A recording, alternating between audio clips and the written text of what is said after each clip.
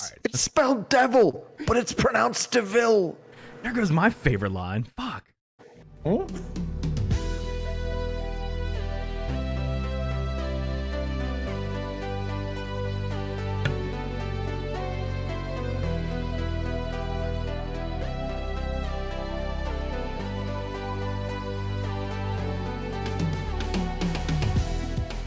Hello and welcome to this week's episode of the Metacast podcast. That is the podcast that explores itself, explores ourselves, and explores the self in general. My name is Ty. I am one of your co-hosts. And I am 101 reasons of co-host distance. And tonight is the Metacast movie show about Cruella. Cruella is a 2021 comedy crime film directed by Craig Gillespie, with a screenplay by Dana Fox and Tony McNamara, and it's of course based on Disney's 101 Dalmatians. It stars Glenn Close, Jolie Richardson, Jeff Daniels, and Hugh Laurie. You watched the wrong one, didn't you? I knew it. I always wondered if you actually listened during that part. Of course I do. It was weird because I somehow watched the wrong one while you were watching the right one right next to me. I wondered what you were doing on your phone the whole time. Yeah. I'm sorry, I had to. No, that was perfect. Do we start over? No, just go from stars. Okay. Who are the real stars? Yeah. It actually stars this one, not the 1996 one. Stars Emma Stone, Emma Thompson, Joel Fry, and Paul Walter Hauser. It is kind of cool that Glenn Close was apparently a executive producer on this, though. Both Emma Stone and Glenn Close were executive producers. I thought that was kind of cool. That's actually very cool, yes. So the budget for this movie, I saw a wide range online. The top end being somewhere near 200 million. So we're gonna go with that. And had a small box office take, 42.6 million so far. And then of course the major premium release on Disney Plus, where I think the vast majority of people have watched it. The tomato meter rating on this one is 74% with an audience score of 97%. So this is the third live action 101 Dalmatians film, and in true modern Disney fashion, it's a prequel, of course. The film follows Stella Miller as she grows from a young child and eventually becomes the notorious villain that we all know as Cruella de Vil. It's spelled devil, but pronounced Deville. It's clever. So initially going into this, right off the bat, the aesthetics hooked me. I liked the music a lot. I thought the dialogue was really brilliantly well done. Right off the bat, I was very much interested. I thought the CG on screen was great. Everything looked really visually impressive. However, I did make the mistake of going in with like really, really high expectations. I think I expected a lot from this movie. So to give it some sort of verdict, I do have to be honest. I 100% enjoyed this. I loved it. I thought it was great. I thought it was full of laughs. Again, I thought the dialogue nailed it. It kept me entertained the entire time. I thought the characters were all pretty well written and performed, honestly, masterfully. Of course, it really helps that Emma Stone is probably one of the most charming people on the planet and can just steal any scene. So a lot of it, I mean, even just, sometimes just the way she performed scenes, the looks she's able to give, her eyes, it's just, it's somewhat enchanting. So in the entire time enjoyed myself. I thought this movie was great. I would definitely watch it again if it wasn't so expensive. I wish that it was just available on Disney Plus for free, but I enjoyed it. I have to give this one a yes. I thought it was great. Where'd you land on this? Yeah, that's the big question, man. Do you want to pay that much money to see this movie? And I can tell you, I did not pay $20 to watch Bill and Ted. Exactly. When that came out, the newer one. Have seen it since. Not terrible. But we're not talking about Bill and Ted. We're talking about Cruella. And that's the thing, is that it's a lot of money. It's a lot of dough. I mean, the two of us, like, we usually watch the movies independently. We actually watched this one together so we could split the cost. Yeah. And it was excruciating for us, especially, not to talk about the movie after the movie. So within like 5 to 10 minutes, I was like, oh, all right, buddy, I'm just going to go. Okay. All right. Yeah. It was like, don't say anything. Don't say it. So, yeah, I mean, for me, I think the movie's relatable. It is cool that you get to figure out, like, how do you make the old villain the new protagonist. That's cool. I think that everybody, all the casting, I don't really think they made a mistake with any casting for this. Even the extras and the flat characters, they were all perfect. And the dogs were cast well. By the way, if you love dogs, just watch the movie. Don't even listen to anything else. Stop now. Just go watch it. You'll love it. Yeah, I mean, I thought it was relatable. The soundtrack is excellent. Yes. I don't want to ruin it, so if you want to hear about that, watch the rest. But it is awesome, and it works very well for all the songs they picked. I can't imagine. Oh wait, does Disney own a record label or two? I'm sure at this point they have to. Doesn't Disney own literally everything? Yeah, probably. So there might have been a ridiculously high amount of licensing costs incurred for this movie for the music, or maybe not. I don't know. But yeah, I also agree. Like Emma Stone is included in the perfect casting. It was going to be difficult to make Cruella de Vil likable, and I think they did a pretty good job of making her not just likable, but in some ways relatable. Yeah. The story is interesting. It's cool. It's somewhat relatable for some, and certain parts of it are not so relatable. But yeah, I mean, for me, this isn't like gonna win an Oscar. I don't think it's not some amazing piece of art, but it is something that I think you should watch. So yeah, definitely yes for this one. Watch it. Enjoy it, have fun, watch it with friends. Yeah. Mainly just so you can afford it. Well, I think that's kind of the point. I don't think many people are renting it by themselves and spending the full cost, because it is like, if you think like, all right, if 3 friends go to the theater, you're going to spend more than that watching a movie. And honestly, like, even though the theater experience is cool and all, I kind of enjoy watching a new movie at home in my living room when I can pause it if I need to go take a piss. And like, I almost enjoy that experience more, even though there's not a huge like 40-foot screen or whatever. But yeah. But definitely, I agree. Split the cost. $30 by yourself is tough. Yeah. So do you want Spoiler Terry to come out here? Are you ready? I mean, it doesn't matter if I want him to. He always shows up. I could hold him off for a little bit longer if I need to. We could push him out of here. You just want him to come out, don't you? Yeah, it's fine. It's fine. I secretly have always wanted him to come out. I just pretend like, wait, he's not still here, is he? He's right here. He's listening. Do you have something to say? Oh, okay. Spoiler Terry, I can't stand you. Go away. All right, he's out of here. Okay, I secretly do kind of like him. I just didn't want him to know that. I think he's gonna get a big head if he finds that out. Yeah, so yeah, you should keep that for him. I hope he never watches, so it's fine. So you had me a little worried with the beginnings of your spoiler free breakdown there, because I was wondering if just the cost was going to cause you to give it a no whenever you started to talk about like the cost in the beginning. And it's like, is it like, I mean, because that is like, if you do value it, like if you were to consider watching it by yourself, like that is a steep cost. Like even if I were to go to the theater by myself, like next week, the movie we're planning on doing, I will probably end up going to the theater by myself. If I don't get like a large popcorn, a 2-liter soda, and like 5 boxes of candy, I'll get out for much less than $30. Like $30 by yourself is definitely a lot of money. So I could see that as being part of the part of the equation, definitely. And I almost feel like Disney anticipated that, because you can't do individual tickets if you're charging by screens. Yeah. So I think they may have anticipated that that's what people would end up doing anyway. So they just figured, let's just kind of, since we're going to have less individual screens than we would tickets, let's just kind of make it a little pricey. Yeah. They probably ran the numbers that it's like the average household will have X people watching it, find it like if it's 3 and that's like $10 a head or whatever, that's kind of on par with like a family going out or whatever to see it in theaters. But yeah, I do think as we slide towards actually living in Orwell's 1984, and if the TV can see us and count the heads, that would be hilarious. If it's literally like you try to pay a certain price and it's like, I see someone else in the living room. Are they going to pay as well?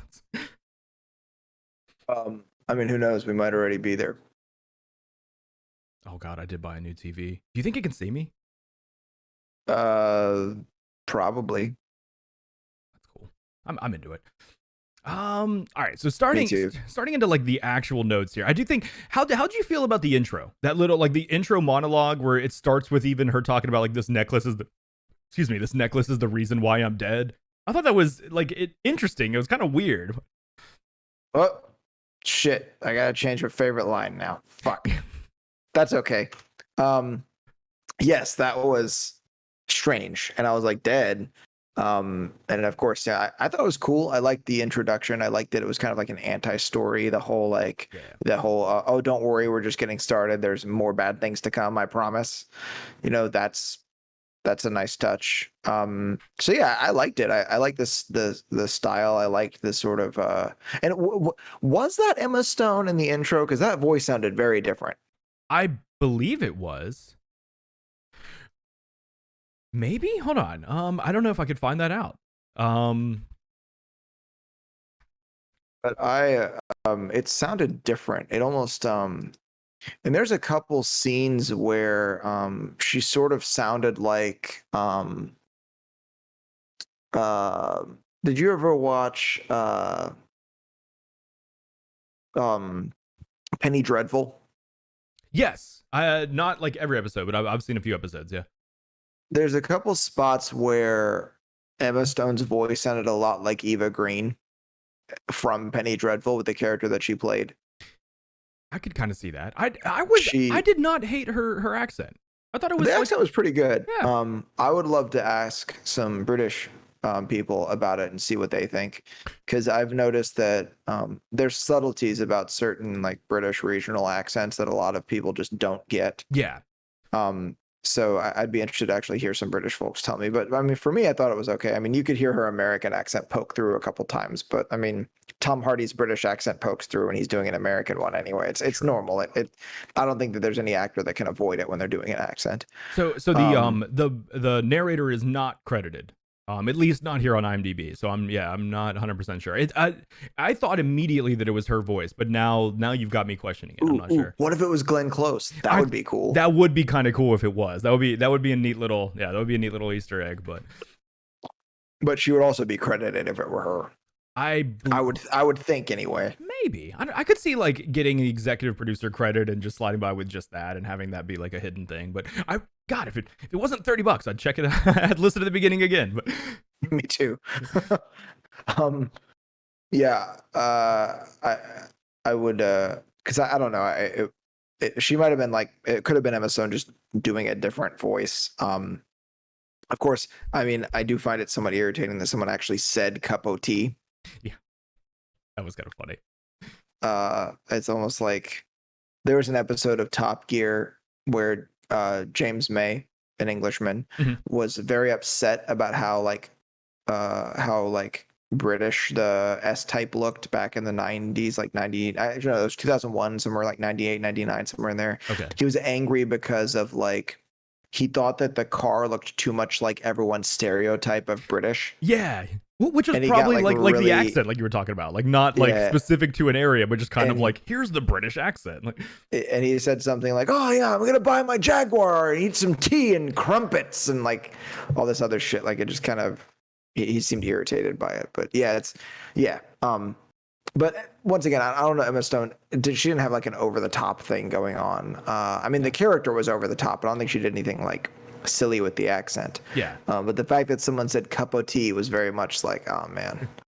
I mean, people say that, but it's the way that line was delivered in the movie. I mean, English people still say it, I'm certain. I mean, I've heard them say it. Like I actually heard a British person I work with say it, but they don't say it like that, like it was delivered in the movie. It's just too like, yeah, it was a little too stereotypical. Yeah, a little too like I am not amused, you know, like that kind of thing. Which, by the way, there was an entire episode of Doctor Who where Rose tried to get the Queen to say that. That's funny. It's like, if you had to say whether or not you were amused, would you say you're not? No. And also, so that was the 1960s, right?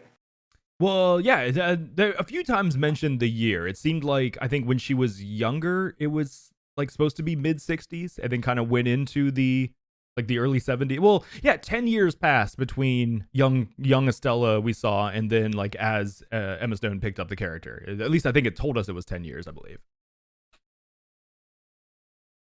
So and, yeah, judging by a lot of the like aesthetics and everything, it seemed like it was mid 70s Yeah, during the later part. Yeah. So, I'm actually kind of wondering quickly because I always thought this was a fictitious car. And oh my God, that's a real car. Which one? Oh, the Dude, DeVille, the actual DeVille. it's a Panther DeVille Hmm. neoclassic luxury vehicle. It was produced by Panther West Winds, the British specialty maker, from 74 to 85.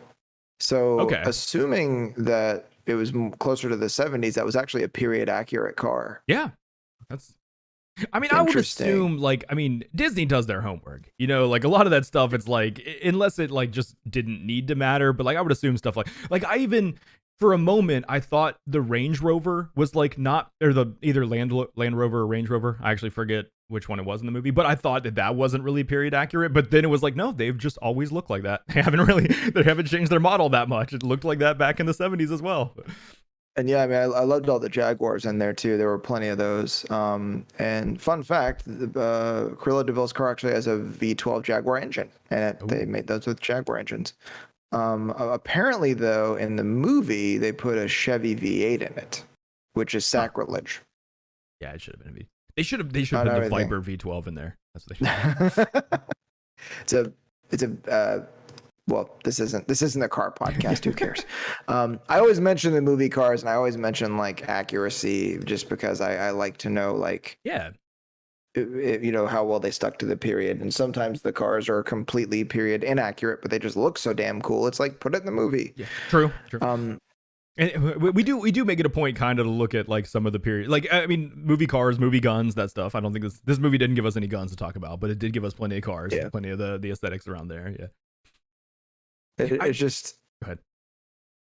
I kind of had this almost like Captain Kirk-esque like Klingon thing at the beginning of the movie when the dogs just end up kind of pouncing on her mom and you don't really know what happened. Yeah. It's like Dalmatians, they killed my mother. Yep. I was really, I even have that in my notes here. I was really worried that was going to be the like backstory and motivation we got. And I was like, oh no. No, don't not like this. Not like don't let this happen. Like I'm really glad that that ended up switching, but yeah. There was one thing that okay, so we did do our best not to talk about this while watching the movie, but there's one thing that I kind of brought up early that I even paused and like talked to you about for a second. I don't understand why everyone was so like taken aback by her hair in the beginning. Like she's some sort of freak because she has half white and half black hair. It was I drew the comparison to like you said you had never seen it, but the live action Dumbo that they did where all of a sudden like this entire room of circus attendees are like jeering and yelling at this elephant because its ears are too big. It's like, oh, elephants have big ears. Like the live action version they did, if you look at the CG version of Dumbo, it's like, of course, yeah, its ears are big, but it's not like freakishly big in a way that an entire room of people would be like, burn it. And I felt like the same thing with her hair, where it's like every character in the intro was like, oh my God, what's wrong with her? And she has to like cover it and everything when it's like, is that really that? I guess maybe the times have changed, but it's like I don't feel like that would be so weird to see. Yeah, they really, it's almost like they don't want to actually make it off-putting. You know that did you see Ready Player One? Of course, yeah.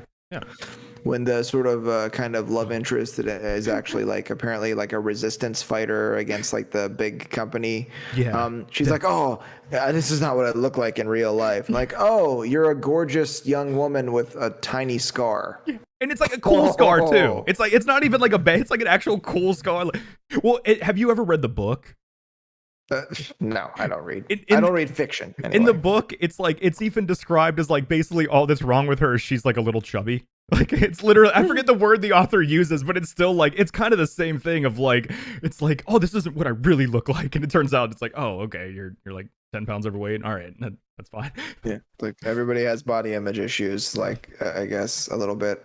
And I feel like I should have mentioned this when I said the cup of tea thing. You notice that the Bobby said scalawags? I did. Yeah, that was kind of another like a little too British, little too like or not even like little too stereotypical British. Yeah. I was like, is like Audrey Hepburn gonna show up in a second and like do the Rain in Spain thing from My Fair Lady? Like what the? Oh my God! Like it, yeah. It was just a little much for me, and I don't. Yeah. I would like to know, and maybe I should look this up. I just don't think there are many British people involved in the creation of this film. Probably not. I mean, in all reality, it's it's an American-based company. It was probably shot in almost like at.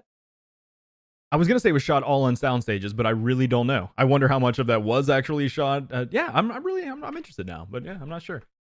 I did have so you said some things were like a little too much for you. I'm totally switching the subject to something else, but like a lot of it was a little not enough for me. Was I I really wanted darker. I know that it was only PG-13, and I know that it is still like based on a kid's story, but I was hoping for like honestly, I want to see the Zack Snyder cut of like I want to see the 4.5 hour long Cruella that is like hard R and like super violent, and she literally like skins the Dalmatians to make a code instead of it just like not happening. Like I would love to see an actual like super dark Cruella that goes over the top. That was like, I mean, I knew that wasn't what I was gonna get, but part of me was kind of hoping for that.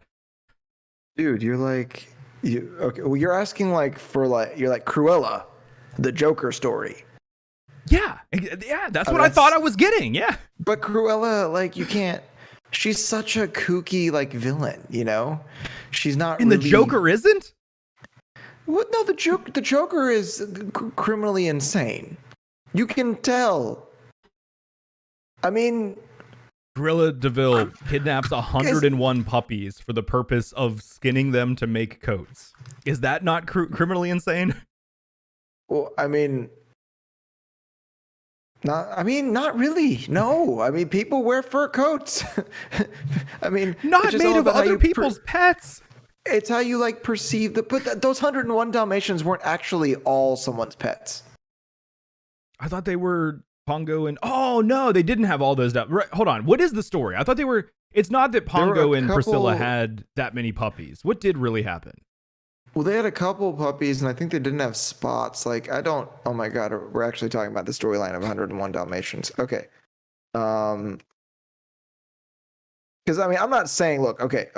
Just to be clear, I am not in any way endorsing people skinning Dalmatians to make a coat. That's what it sounded like to me. For the love of God, there's all kinds of other alternatives. If you want a spotted coat, there's all kinds of synthetic shit that you can get. Okay, so I can't remember exactly. Okay, story. Because I think, okay, so the dogs had a litter of like 15 puppies. Okay. And somehow they like end up at like a pound or something, I think. And they bust all these other Dalmatians out of the pound. That's right. Okay. Or something like that. I think I have this completely wrong, but it's something of that nature, something similar. So it's okay if you go get the dogs from a pound and skin them, as long as they're not someone's actual pet. I think that's what you're saying. You're endorsing. Well, I mean, yeah. I have a problem with like people clubbing seals, but I mean it happens. Sure. But I mean, depending on your culture, like we live in a society where we personify dogs and they're considered to be very good friends and stuff. But did you do that on purpose? The Joker quote right there. If that was unintended, that was fucking amazing. Did I just do a Joker quote? Yeah, that we live in a society. That is like the quintessential Joker line. Is that actually what that's from? Yes. Dude, that is amazing. If that was unintended, if you're just acting. No. Where did Joker? I'm not kidding. Where did Joker say that? Hold on. Dude, I have gone all this time hearing people say that, not having any freaking clue where it came from. I thought it was some. I don't have a Facebook, so I thought it was like a Facebook thing that I missed. So, if I go to like, I gotta learn my meme. We live in a society meme is part of an internet culture of unapologetic absurdity. So it originally came from. It's connected to the Joker, either featured by the character himself or. Where did it come from? Earliest trace can be found. Blah blah blah blah blah. But is that like the colloquial meaning of absurd, or like absurd in philosophy, like looking for meaning in a meaningless world, or meaningless universe?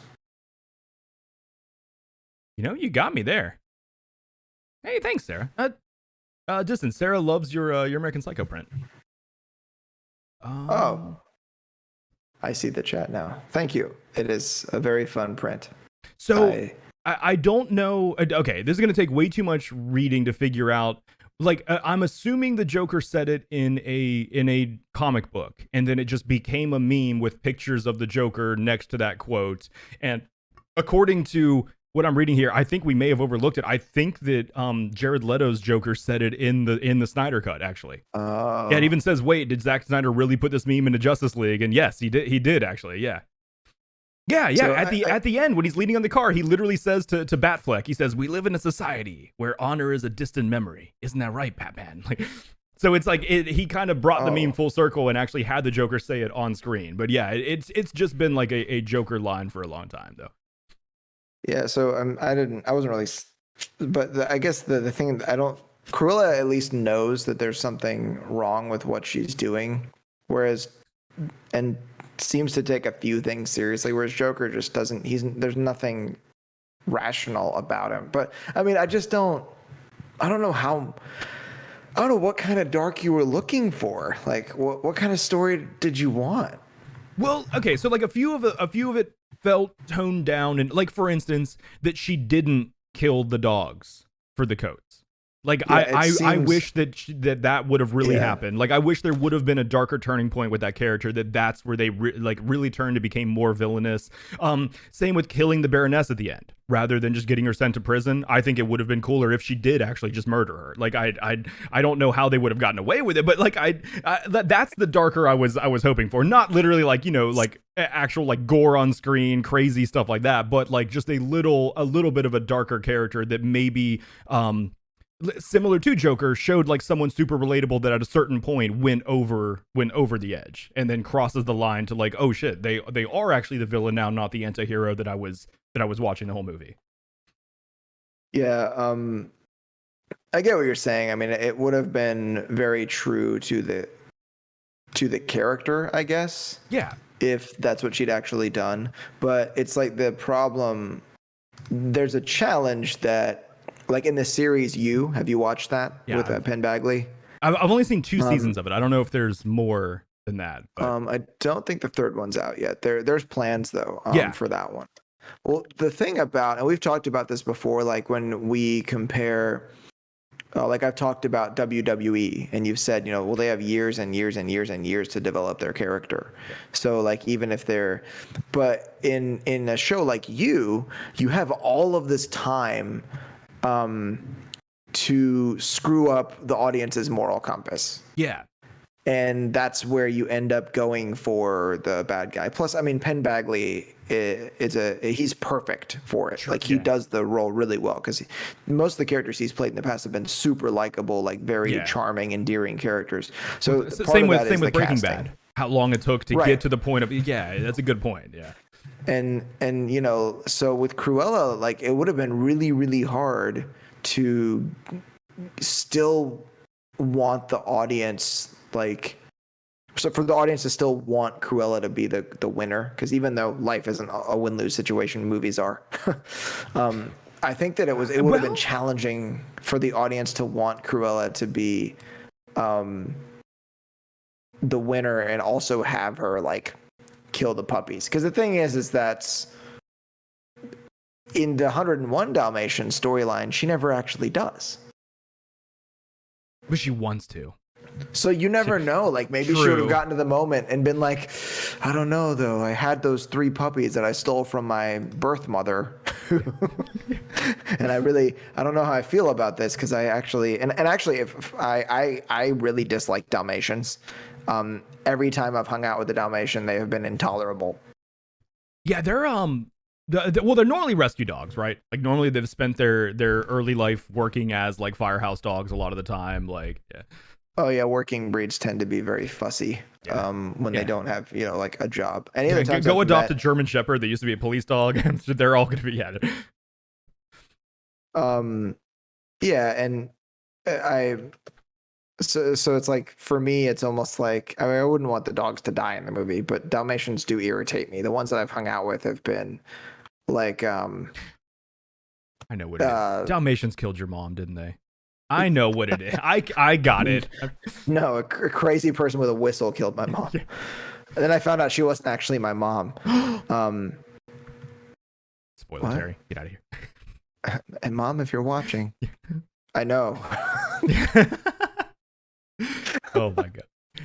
But no, I get. I guess part of me, when you were saying that about like that, it would be hard to get the audience to keep the audience on the side. I was thinking like, well, you know, Disney was willing to do that with Thanos and Infinity War, but that's also, like you were talking about, though, that is after years of building characters to get to that point. You know, that was you know, what, 10 years into the MCU. That was also, if you just consider like the Avengers movies, that was movie 3 out of a 4 series, like so yeah, it would be way too ambitious to try to do that with like the first movie that's probably in all reality gunning for a sequel. I would assume that we are going to see a sequel to this of some sort that comes, you know, either reboots 101 Dalmatians, or is supposed to then come between Cruella and 101 Dalmatians or whatever. But yeah. And I mean, I can tell you like that. I mean, I feel you on that a little bit, because I mean, even for how dark Joker was in Dark Knight, that wasn't enough for me. Yeah. I wanted Joker to be way, way, way, way worse than that. Like, I wanted Joker to be, because one of the favorite moral like conundrums that philosophers like to talk about, like as a kind of just a fun thing to toss around. Mm-hmm. Should Batman kill Joker? Like, is that really like a big philosophical? A lot of modern philosophers they'll teach that in class, like when they're teaching about like morality and ethics, they'll pose that question. And for me, I think that Joker should be so dark that the audience should want for Batman to do it, like to go against Batman's principles of not killing, never taking a life, and doing it. Mm-hmm. And that's the thing, like, but it's Joker, you know, like he is supposed to be the epitome of like insanity. Like he's supposed to be the most twisted villain in probably all of DC. Lex Luthor doesn't even hold a candle to how screwed up Joker is. At least Luthor has a few like motivations you can discern, but that's Joker. He is the villain. I mean, there's never really going to be a film, even the Joker film they did, that's almost like an alternate sort of existence for Joker. Yeah. Even then, you weren't 100% on his side. Yeah. Yeah. You kind of felt bad for him, but I mean, do you get what I'm saying? Like, I understand, like, that I would have wanted it to be a little bit, like, a little more sinister. Yeah. But... And honestly, I think that's a good comparison. I mean, like we talked about, this kind of did feel like a toned down Joker-ish kind of, and that's kind of more what I was hoping, was that rather than at the end we get, oh, Cruella, our anti-hero, wins, more like the question of like, well, shit, did we want them to win? Like not being on her side the entire time. Like that was kind of more what I was hoping for. I'm not disappointed that I didn't get that, but it's like, you know, the dark side of me did want it to be just, a little darker, a little more questioning of myself. Yeah. So you're saying Darkseid wanted that? Okay, if Darkseid showed up, yeah. We've already talked about Zack Snyder a couple times. Yeah. So yeah, I mean, I get it. Like, but at the end of the day, this is like the audience, the general audience is not us. True. Yeah. We're not really who they're looking for. I mean, I enjoyed it still. Yeah. And a lot of people wouldn't be able to handle that level of complexity. Yeah, especially in a movie that literally comes from a children's story. No, I mean, we talk about like comic books. Yeah, sure. A lot of them are made, you know, where children can get into them, but they are not just a children's media, where 101 Dalmatians literally is. Yeah. And, you know, a lot of parents probably would have just brought their kids to the movie, not even thinking about it. And then when they got there, if it was really sinister, Disney would have so many angry letters. But you know, I mean, I got you, dude. Like, there would have been some more. It would have been cool if there's some more complexity, if it was a little more cerebral. I totally agree, but you know, maybe later there can be a reimagined version where they actually do make Cruella just awful. Or I mean, you know what, dude? Write some fan fiction. I bet you could make Cruella just the most complex, confusing character ever. You would be surprised to know the amount of Emma Stone fan fiction that I've written already. There's a joke there. I promise. It's not true. I don't have a hard drive full of it. I was trying to find a play on words to fit like some clever way of the title of 50 Shades of Grey in there, but I just couldn't. And not to mention it's overdone. So True. And there was a point though where I thought, you know which character I thought was really interesting though? Which one? The boss guy in the store. Okay. Yeah. I didn't hate don't him. even remember what the character's name was. Well, but he demonstrated something that is very clear that you see quite a lot to be true. This saying, and I use these terms loosely, but you know, it's perception or hierarchy. So you don't judge people by how they treat their superiors, but how they treat their inferiors. Yeah. That's one of the best like first date markers is how someone treats the waiter or waitress at the restaurant. Like, oh yeah. So to this guy, everybody else is like worthless garbage underlings. And the second the Baroness shows up, he's Mr. Sweet, like well-mannered, like whatever. Yep. And they did a really good job of making him kind of unlikable. That they did like the over-the-top kind of acting with the dialogue and the stuff that he said and his degree of sort of frustration. I just thought it was funny. Yeah. I liked the character. That in all reality, that's why I didn't find it as annoying, or excuse me, that interesting, I guess. Like I liked the character, but to me it was just kind of one dimensional. That it just filled this one role of being like, okay, he's the asshole that acts this way. Yeah, but I see where you're coming from though. I just like kind of the way that I guess he was directed and the way that he acted. I thought it was fun. And he did the job really well. He fulfilled the role that he had really well, even though it was a tiny role at the beginning. But it does kind of make you think like, oh man, I really wish Estella right now, who isn't Cruella yet, would get out of this because man, that guy sucks. Yeah. Which it was like super, to me it was super obvious too, the scene where she did the like drunk window decoration and then the Baroness showed up. It's like, okay, the Baroness is obviously gonna love it. It's gonna be this like it was a little too like telegraphed, I think, but yeah, whatever. Yeah, I mean, I think it was abundantly clear what was going to happen. Yeah. I mean, it's and it wasn't necessarily what I would call like amazing writing, but I keep going back to it's a Disney film. Exactly. Yep. I mean, it's the only thing to say. Disney is such really. A wide umbrella now that it's like, even though this is like the Disney house, it's like Disney is also Star Wars and Marvel and like there's so much that is Disney. But none of it is particularly dark. Yeah, even like. Yeah, you're right. Even like the new Star Wars, like they couldn't like Kylo and Snoke and like Palpatine. You just I can't say Palpatine without gagging. You see what I mean? It's just it's not him. It's just anytime I think of Episode 9. Yeah. It's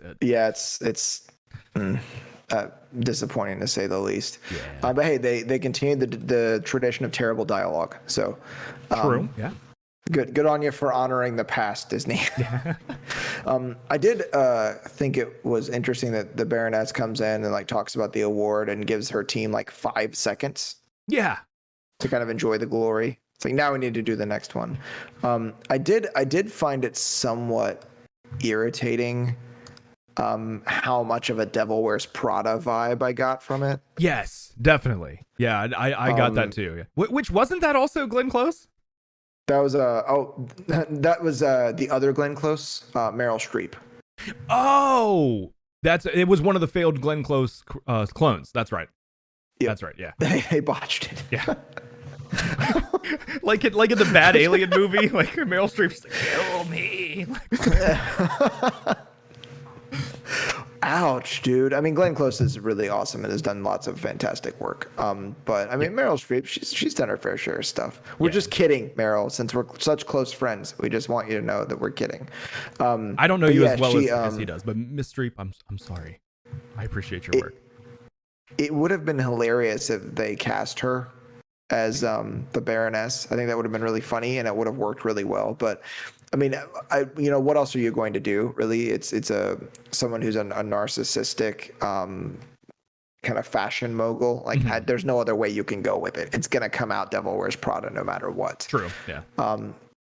Have you completely off the subject of this film? Have you watched the series Flack on Prime? I have not. No. Is it worth watching? It stars shit from the Rogue in the original X-Men movies. Oh, Paquin, Anna Paquin. Anna Paquin. Yeah. Yeah, she's in it. It's interesting. It's dark. But that show's got that kind of vibe too. It's got the Devil Wears Prada kind of thing going on with it. Lots of like the sort of superficial types of people and stuff. But dude, I on numerous occasions like made comments about the soundtrack. Yeah. They did all these. They picked out really cool covers of really well-known songs, and they played them at just the right times, and they fit so well. Yep. So I'm curious though, how quickly did you know that there was going to be a circular storyline? Regardless of if you knew exactly what was going to happen, like how quickly would you say in the film that you figured it out? Well, I mean, okay. So it's like which part? So definite spoilers for this part. Are you talking about the like figuring out the birth mother part? Or yeah, spoilers. Okay. Spoilers. I'm going over the top of the spoiler warnings. So no, just the fact that you were going to find out that because I figured out, and I don't usually do this. I don't try. I figured out very early on that it was the Baroness that her mother was talking to at the beginning of the film. Yes. Yeah. That to me, that jumped out pretty immediately to me. I was not shocked when she saw the necklace. Like I knew that was going to come up while she was working for the Baroness. I also immediately knew just from the design of where what was it originally, Hellman House or whatever. Like I knew that was going to be where she ended up living. Like that was the Cruella de Vil mansion to me. So it was like, yeah, immediately I was like, how does she end up with that house? You know, it's like as she was a young thief, I was trying to think like, okay, so she steals enough money to buy this house. Like, where is this going to come from? Like, so yeah, like I immediately knew that was going to be like I see what you're talking about circular now. Like, I knew the movie was going to end up there with her living there. I did not put the pieces together as quickly, I guess. Yeah, I mean, I didn't. The twist at the end where that ended up being her mom, I really didn't catch that. It makes sense now, you know, in hindsight. Yep. I was kind of thinking about there's an interesting kind of thing that happens in the movie when Jasper and Horace kind of get Estella sort of in the door. Yeah. At the store, was it Liberty? Was that the name of the store? Yeah, Liberty. Yeah. At the fashion store, and you realize that job at the place is actually like a custodian type work. Yeah. And yeah, I love that it's like she gets an entry level position. They lie on her resume and they're like, oh, by the way, if they ask you how you know Prince Charles, it's but like, and then the entry level position she gets by knowing Prince Charles is the janitor, basically. Like, yeah, that was kind of funny. Yeah. And I kind of like was thinking about this sort of. So, okay, this is weird. I'm going to go all kinds of fucking weird places with this. So I think we've mentioned this because I talk about this a lot because I think it's an interesting thing. You know that like for the first 3 years, like in Japan, if you work at a sushi restaurant, for the first like 3 years, maybe more, at least 3 years, all you do is wash the rice. Yep. And then they let you like cut vegetables. Yep. You don't get to cut a fish. Like they don't even, for the first 3 years at least, you don't even touch a knife. Like I don't even think you get to sharpen them. But there's this idea that when we look at that, like, I don't know if it's all Westerners, but at least Americans, we seem to have this problem with it. Like it bothers us. Like that idea of putting your time in like that. Yeah, well, okay, so we don't value things the same way and think of the amount of learning you get just from being in the environment. We think of like, oh yeah, to do the job, you need to be doing the job rather than like, I mean, like the whole like, how many actual, oh my God, what is the term called? Like apprenticeships are there really? Like that's not really something we do very often in the US anymore, where it's like, yeah, sure, you get a job. I mean, I know like the one big thing that comes to my mind is like for tattoo artists. If you like apprentice for a tattoo artist, yeah, you're gonna be the one taking out the trash for a lot of the while. You're gonna be the one autoclaving all the instruments and stuff like that. Like there is a lot of the learning you do that really is just kind of the day-to-day logistics, kind of the shit, the grunt work. There is stuff to be learned there just by spending time in the environment. Even if you're not sitting there really focusing on your line work and learning how to like color and do things like that, you are still learning the environment. You're still learning the ins and outs and you're spending time around it. Like, I do think it's kind of unfortunate that we've lost that from being like a big part of like learning a trade. And it's like it's a sad thing too because she really was doing better stealing stuff. Yeah, well, when you see her start out like in that role. True. But she just, I mean, I think from what we saw from her young and everything, like she really was just kind of like a genius. She was great at what she did. And it's like, I mean, yeah, like when she put her mind to something, she was successful in it. I feel like, if she did want to spend the time working her way up at Liberty, then she probably could have done it that way. But I think she also knew that she was better than what she was doing and knew that she could get to where she wanted to get quicker than doing it that way. But it's true. I just realized I was like in some weird like pose. Like I looked like I was doing like a I liked it, like a second grade like picture pose or something like that. Yeah. But I just it almost like I had this weird vibe of her doing that job, like working at the fashion type store. Mm-hmm. I thought of it as like, are we supposed to be getting like a quote selling out to the man vibe from this? Yeah, I mean that's definitely the feeling that I got too, especially like if you consider losing the freedom of literally working as a thief, doing anything you want basically, to all of a sudden like, fuck, now I'm basically under an iron thumb. I get these short little breaks. I have to eat my lunch in the the alley next to the dumpsters and everything. Like, yeah, we definitely see the contrast from the freedom to that type of work. Which, I mean, we've both worked shitty jobs like that. We know there is a distinct lack of freedom that you get. Yeah. Yeah. What was it? I was gonna. There was another thing I wanted to mention about that, but it completely escapes me now.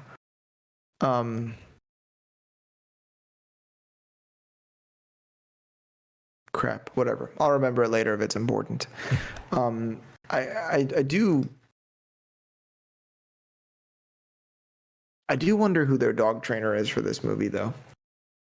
I think while watching it, now I'm not 100% sure. I think a lot of the dog scenes were CGI. There was, I mean, there was definitely convincing. Well, I mean, like there were real dogs. Like Wink was real, but there were a lot of scenes where what the dogs were doing was CG, and I think that it was the Dalmatians were 100% right. The 3 Dalmatians, they looked 100% computer graphics to me. I thought they were like 50-50. I thought most of the times we saw them, they were CG, but I think there were actual 3 Dalmatians cast. I'm not sure though. I really don't know. Also, do rich people really freak out that much about rats? I mean, it's like an overdone stereotype. Like a lot of the stuff we talked about earlier with the British stereotype and everything too. But there is like, especially from what I understand in England, or excuse me, not even England, I think it's a lot of Europe, there is still a big holdover from just kind of the thoughts of the plague and rats being gross and unclean and spreading disease and that they are something to be somewhat feared. And I mean, there is the what is it? The cellular, what type, I forget what the term is for the memories, like how you end up with a phobia that you've never had an actual personal experience for, stuff like that. Yeah. I think do they call it genetic memory? Possibly, I forget exactly, but either way, it's like that. Like, I mean, if your literal ancestors died to a disease that, I guess it wouldn't be your ancestors, right? Or unless it was after they bred. But either way, you know what I'm saying. But like, if you're in an area where literally like a massive disease that wiped out a huge percentage of the population was spread by rats, you may just have a like predisposition to like them being gross and somewhat scary. Yeah. And plus, I mean, if you see a rat. That I'm not afraid of rats, but if I saw one that was the size of Wink that jumped on me, then yeah, I would probably freak out too. I'd probably lose my mind. I remember the first time I saw a nutria. It's like almost like a beaver with bigger teeth and like a rat tail. Nutria. It Oh my looks about god. like, yeah, it looks about like what Wink looked like with the little costume on. But, ever since I saw what rat traps actually do to rats, I've always kind Ooh. of felt bad for them since then. Yeah, I mean, I can see that. It is like, well, we call them vermin for a reason, right? Because we wanted to kind of downplay the fact that they are just like, a mammal. That like we talked about earlier, like with the for some reason it's way different to skin a dog for a coat than what are the animals that we find acceptable to be a coat? Like if you have a mink coat, that's fine, right? But if you have a dog coat, all of a sudden you're crossing a line. Same thing with, I mean, it's a cultural thing, but like if people eat dog, all of a sudden that's crazy compared to the fact that we eat cows or or any other animal that like yeah. Yeah, there's and it's weird because a mink is actually a very small animal. I'm sure it takes quite a lot of those to make a coat. Dalmatians are much larger. Not when they're puppies. Yeah, you got to get them It when was they're puppies puppies. in the movie. Yeah. Never mind, it was the puppies. Coarse are fine. I'm afraid quite coarse. But it was fine when she was a puppy. Sorry, that was an homage to the old one. Okay, I have another note here that I have to bring this up.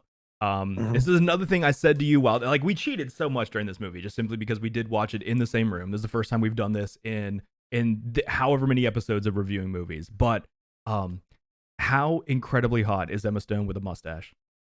I was so confused during those scenes that I think I learned something about myself there. It was funny. Like while we're watching the movie, Ty is like, "Oh, and I think I said something along the lines of, "Yeah, man, I'm into it," or something like that. I don't remember, but yeah, I agree. I mean, Emma Stone with a mustache has probably caused a lot of confusion for a lot of people. I mean, she could play Mario in an awesome live action Mario that I would be so into. Dude, I would love it. I mean, I felt the same way when Taylor Swift like dressed as a male and Dwayne Johnson did her talking voice at the end of that music video.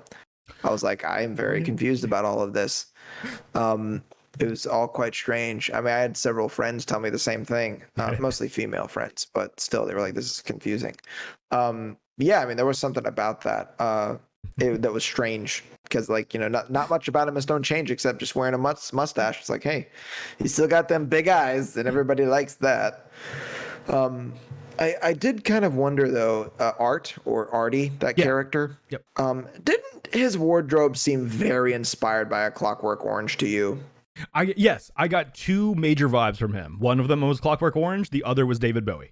I got some serious Bowie vibes from him as well. Yeah, I didn't even think about that, but he was very, very Bowie-esque. With even like the eye makeup on one side, the hair, like yep. That was the thing that did it for me. That's when I noticed it. I was like, wait a second, he really does have a very Clockwork Orange thing going on. Yep. There was, and I don't know if it was there or not, but I'm pretty sure there was a Orange. That was 71. So I mean, that would have been on period for like a big Kubrick movie, and I bet people literally were inspired by the wardrobe of that movie. Yeah, I can see that. I wonder if they did it on purpose. If they did, we might be giving them too much credit. I mean, sorry, if they did not. I was like, might be giving either way, credit. I think it's well done. It was either like if not on purpose, then it's still just it still fits perfectly. But yeah, I like. And Art was like a really cool character. Seemed like one of the few characters in the film that really was just sort of there, and maybe didn't really do anything messed up or wrong. Yeah. At least from what I could tell. I liked his also where he kind of like had to save Horace at that one part too. Like came in and like kicked the dude's ass. Like it's like I had him. He's like, did you though? Like, that was good. That was a good scene, and the line was funny too. And I think that the Art just had like this sort of playful mischievousness about him. Yeah, that wasn't necessarily like bad.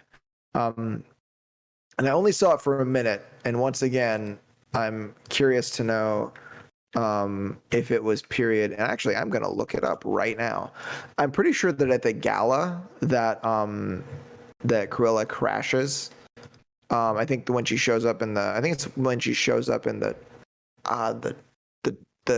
like the trash truck. Okay. Yeah. I think there was a DeLorean outside, That's kind of cool. I but did that not pick doesn't that make any up. sense because those were from 81 to 83. Might be the only not non-period specific Huh. thing that they got wrong.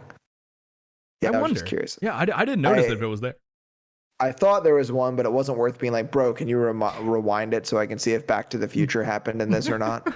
I didn't want to do that, but and also I'm not gonna pay $30 again to rent it and see. Well, hold Um, on. It could still be period accurate because if it is actually Marty and the Doc, they could have traveled through time to 1974, whenever it was, and been there with their DeLorean. So Checkmate, atheists. What? Got him.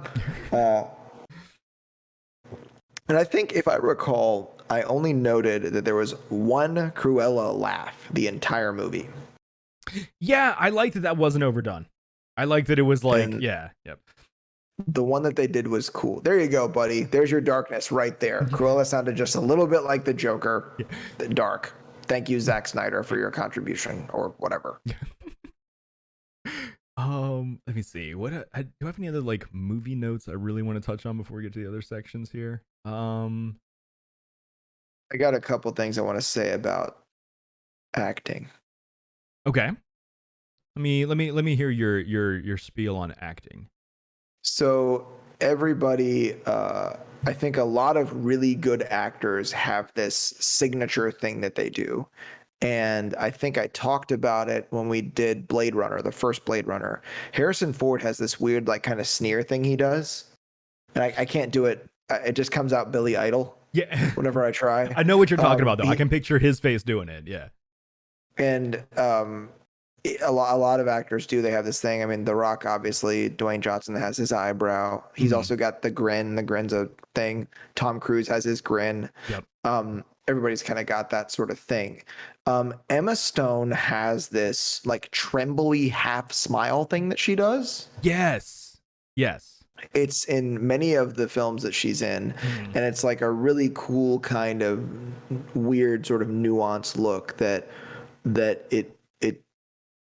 it's pretty much that specific look is exclusively done by her, and it happens in almost all the movies that she's in. And I think it's just a really cool kind of thing. I thought it was really awesome that Mark Strong was in the movie too. I've always enjoyed who was Mark Strong's Strong? Who did he play? acting. He played the what's his name? The valet, John. Oh yeah, I liked that role in this too. Yeah. I think he does really good work. I've enjoyed a lot of the things that he's been in. He was in I think he's been in a lot of movies over the years, usually in supporting roles, but every time he was in The Brothers Grimsby, which is hilarious. It's one of Sacha Baron Cohen's worst movies. He was the bad guy in Shazam. That was pretty fun. Yeah, that was a good role for him. And he's done quite a lot of villainous roles. Oh, he was Sinestro in the 2011 Green Lantern. Sorry about that, buddy. They should have put you in a better movie. But yeah, I liked him a lot in it. I always like the way that he does, his work, and this is a weird role for him, but I thought, and he was just a supporting actor, but I thought he did really well in it. I was like really into it, and I mean, Emma Thompson. I don't know that Emma Thompson's done a lot of villain work. And we were talking about that too, like Emma Stone. When we were watching it, you actually asked me. You stopped in the middle, or I think we paused it at one point. And you asked me before we hit play again. Do you remember Emma Stone in a villain role? And I still don't. Yeah. Well, okay, so kind of. She is definitely half villainesque in the first Zombieland. She betrays our protagonist for a while. She kind of like she has a little bit of, but then as the movie comes full circle, that changes. But yeah. Yeah, she had like a quote like bad girl typecast for a while. Yeah. Where it was sort of like edgy, I guess. But I mean, I don't know that Emma Thompson's really done any roles like this one at all. Yeah, I'm not sure. Most of her work has been. She was in. I remember her in Love Actually. Emma Thompson is everyone's third favorite Emma. Was it Stone Watson and then or really? I mean, do you like Thompson more than Stone or Watson? I like Thompson more than Watson. What? Emma Watson What? hasn't done a lot of work that I mean, the Harry Potter films were cool, but Emma Watson hasn't really done a whole lot of work that I've been terribly impressed with. I mean, I'm not saying that she's had a terrible career and that she hasn't done anything good, but there's just not. Did you never see The There's Perks just of Being a Wallflower? I couldn't bring myself to. Okay, I understand. It will, yeah, I understand. It'll make you cry. It was just too like no, it's like just I don't know. It had this coming of age vibe, and coming of age films are annoying. That just in the previews and like the trailers and shit. But I didn't. The couple things I've seen her in since like the Potter franchise ended, like I haven't been terribly impressed. But I would just like acting prowess alone. I got to say that Emma Watson's probably my third on the list of Emmas. Did you ever see Bling But Ring? yeah. Hold on. Maybe. Let me look. It was like a real a real story of there was like this group of teenagers in LA that like started like a group that broke into like celebrities' houses when they weren't there and stole shit. I Like, remember this movie. I wasn't. she was good in that. If I recall, like it had sort of a silly party vibe to it, and maybe it wasn't. I don't think it's really her. I think maybe it's just the films that she's in. I might need to rewatch this one though. When did this come out? Bling Ring was 2013. I think I rented this on like Redbox or something. It's one of the ones that like I only saw because it was on like HBO or something like that years later. Like I never saw it in theaters or anything, but like I enjoyed it when I watched it. It was more just I was interested by the fact that it was a true story, I guess, really. Like if it was just a movie, I don't think I would have liked it nearly as much, but I did want to ask a question about the storyline too. Do you recall a fire being part of Cruella's original storyline? Like her kind of like I don't. I had that even like that was like kind of a question in my notes. Like, why did they try to burn Cruella alive? Like, I don't remember that being a thing. I recall the fire having something to do with her hair or something like that. Interesting. Or like she like lost her shit in a fight. I'm watching the fucking cartoon this weekend. I'm watching the original animated one because I need to know. I got to know. I kind of want to rewatch the actual like the first live action 100. I'm not going to watch 102 Dalmatians, but I do kind of want to rewatch the 101 Dalmatians and check that out again.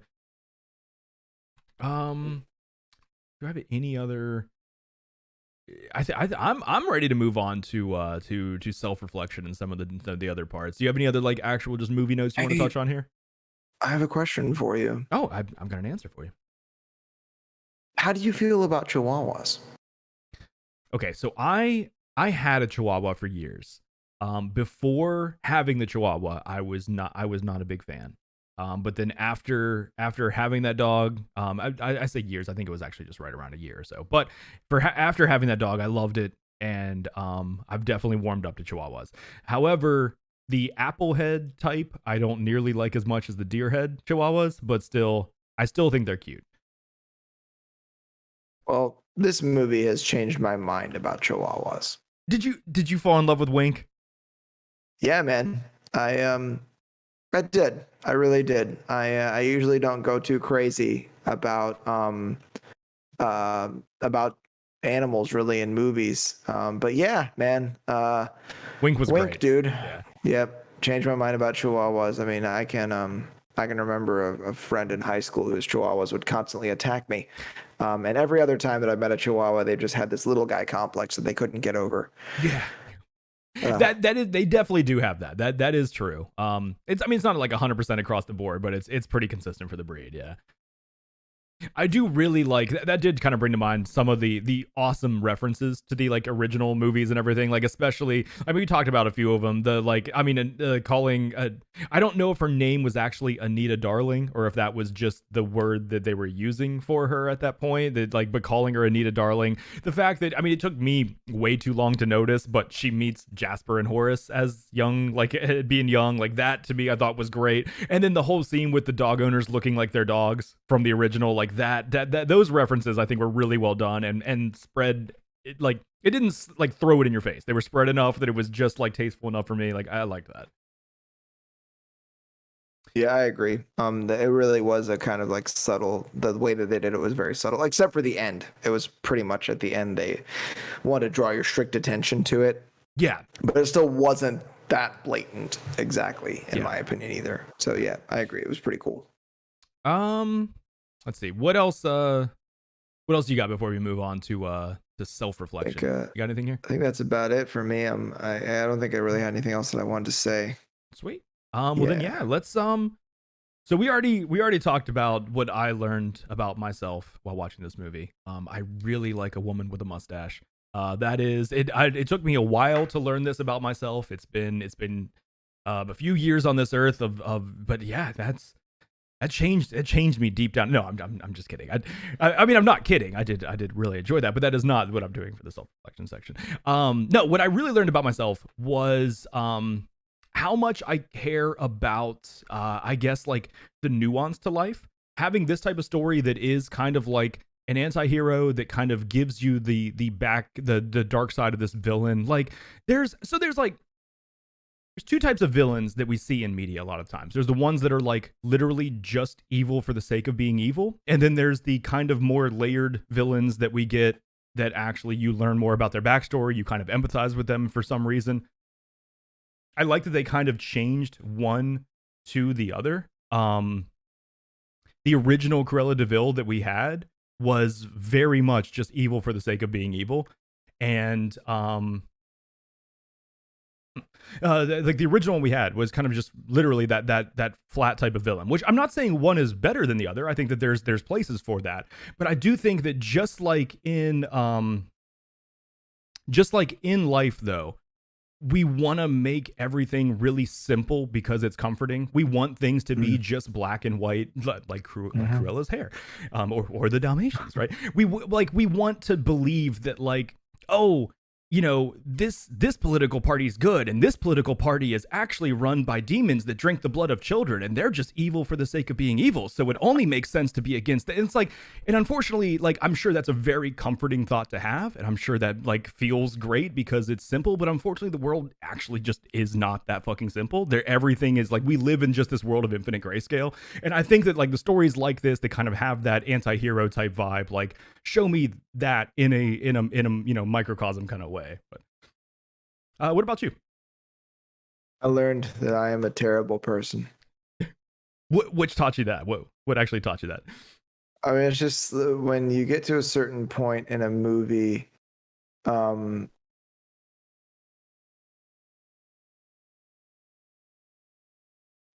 there's I kind of got to this point where I just wanted something really, really, really bad to happen to the Baroness, and like the worse it was, the better. And then there's something really, really bad didn't happen to the Baroness. I'm a terrible person. Well, I mean, she did go to prison for, I mean, probably a long time. No, like right? really bad though. I want it to be dark. Same. I wanted to see her body torn apart by the Dalmatians and like thrown across the yard. I wanted Cruella to hang her upside down in the foyer of Hell House or whatever it's called and just let her bleed to death. Yeah. In addition, I've realized my best friend is also a terrible person. This is other reflection now. Embrace it. Yeah, I mean, I don't know that I really got a lot from it other than like, I mean, I really nothing that I was already. I mean, I said that ironically. Really, I don't really think I'm a terrible person. I mean, I don't know. The jury's still out. I might be, but we'll see. But I there wasn't really anything that I wasn't already kind of aware of. Like, just a lot of it's not even just me. It's just being a human. That there's something about someone that's not too good and not too bad that somehow just makes them more relatable. Yes. And that, while Captain America's great, like you giggle every single time Tony Stark makes fun of him in the Marvel films. Like, Cap, did you just say language? Hey, you better not say anything about that's America's ass, all right? You do not talk bad about Cap. I mean, but that's the thing. Like he's awesome, but he's also unrelatable. Like same with Superman. It's just not you can't really access them like that. And it's just that there's something about imperfection that makes heroes just a little bit better. Like all the old Greek ones, they were all kind of shitty. Like the heroes all did something kind of fucked up, but then we're able to have this sort of story of courage and triumph, even though they were kind of jerks that did shitty things. So yeah, I mean, it just, I just, for me, it was more like that. I think not just for me, but I think for everybody, that we all feel a little more comfortable with someone that does just suck a little bit. True. It's endearing, really, and it's not a hero that you get this feeling like you suck because you Yeah. can't be as perfect as they are. It's that, people can suck and they can do shitty things and they can also do good things, or that bad people can sometimes figure out ways to triumph over worse people. um, just a lot of it was just like complexity, really gray Yeah. area, kind of like what you said. Yeah. You copied my idea. All right. Well, I did it. I did it. but no, I do think, I mean, the greater point that kind of does stand, though, that like I'm glad we both kind of resonated with the same thing, but also like you kind of talked about, I mean, this is just kind of a fun, I'm not going to call it a children's movie because it's not, but it's more of like a fun popcorn flick. It's not really meant to be super contemplative and kind of and let you walk away with something like that. But yeah. We right. made it. We made it give us something. True. I did squeeze it out of it. So what about movie crush? Who's you? I'm. Can I guess yours? I think I know. Sure. Is it Wink? No. Okay. I thought it was gonna be Wink. I mean, I was thinking about making it Wink because I thought it would be funny, but I was already planning on mentioning the Chihuahua thing, so I was like, okay, Wink already has a place, so I'm not gonna put him here. A place in your heart. Yeah, a special place in my heart. Who was canine-shaped hole. A little small one, yeah, tiny little small one. Yeah. So who was your actual movie crush? Who was it? I mean, it's the only answer it could possibly be, man. It was Cruella. Yeah. That's you couldn't have a thing for anyone else in the movie. It was just sweet enough to like them, and edgy enough, and interesting enough because of the edginess to be attractive in a sort of a forbidden kind of way, but at the same time also someone that you can relate to. Yep. And didn't hurt that it was played by probably one of the most drop dead gorgeous women on the face of the planet that I've had a crush on since 2007. So yeah, that added into it. Looks good in a black dress. True. Yeah. Very true. That was actually pretty. That was a pretty obvious choice. I thought you were gonna go with one of the off the wall choices just to not choose the obvious one, but no, I do think that it is. We've said it in many movies where one of us will say like, oh, it has to be this choice, and then the other person picks something completely different, and like they think that theirs is the obvious choice too. But yeah, in this one, I do think it's kind of pretty clear. Yep. All right. Favorite line. You go first. Let me hear your favorite line from Cruella. Okay, this is one that I just kind of think gives you this sort of clue early on in the film of exactly who you're kind of dealing with, even though you already know the character. So I like this line very early on. It wasn't even adult Cruella. This was narrator Cruella for baby Cruella. When a girl like me makes a promise like that, you don't take her to a place like this. Yeah, that was a good line. I didn't jot that one down, but that one did actually stand out to me. I have way too many lines in, like, throughout my notes. A lot of the notes were literally just, I loved the fucking dialogue in this movie. Like I was really impressed by the writing. The people that wrote the screenplay that we talked about earlier, was it Dana Fox and Tony McNamara? Like, great job. I think you guys like killed it with the dialogue. But there was one line that stood out to me as great. I loved it, and it's good advice, but kind of passes good advice into the kind of sociopathic territory that I really like. I was supposed to mute that. I didn't mean to like deepen my voice. Whoops, wrong button. But no, the line that I loved was you can't care about anyone else. Everyone else is an obstacle. If you care about what an obstacle wants or feels, you're dead. If I'd cared about anyone or thing, I might have died like so many brilliant women with a drawer full of unseen genius and a heart full of sad bitterness. I loved that. I thought that was such a good fucking line.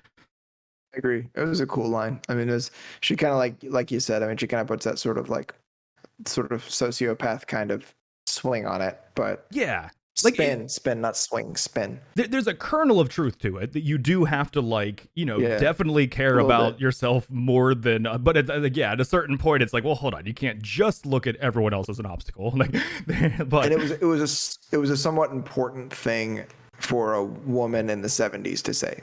True, exactly. Yes, that's one of the things that I liked about the line a lot when she said it, especially when she says like so many other brilliant women. You can sort of see that there's a specific kind of thing they're getting at with the line. Yeah. So it was a cool line. Yeah, agreed. Good. Well, so we talked about it in chat, but yeah, next week, guys, we will be talking about The Conjuring, The Devil Made Me Do It, which I am a big fan of horror movies. Distance is not the biggest. Like you talked about, I think it was before the episode actually started, right? When we were just kind of, was that during the episode or before? It all just blends together to me now. It was before, I think. I think it was before.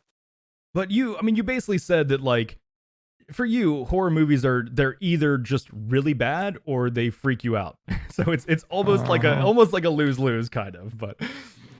And this one's got good ratings on Rotten Tomatoes so far, so it might freak me out. I have seen one trailer of it, and the imagery looks fucking sick. So it looks like at least visually there will be some cool freakage going on. So I'm excited to watch it. After watching this movie, there's no telling who's going to show up next week. I don't know what kind of person I'm going to be after this.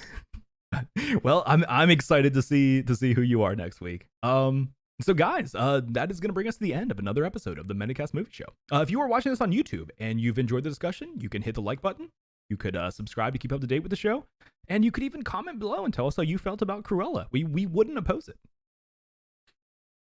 If you think that we would make good coats, or if you would like to further keep up to date or even join us as a guest on a future episode, please join our Discord. The link is in the description below. We will be live next week on Wednesday at 7:30 p.m. Eastern Standard Time on twitch.tv/Tyler TV. Thanks everyone for listening. Please don't make a code out of me, and I hope everyone has a great week. Take care. Make a code out of him.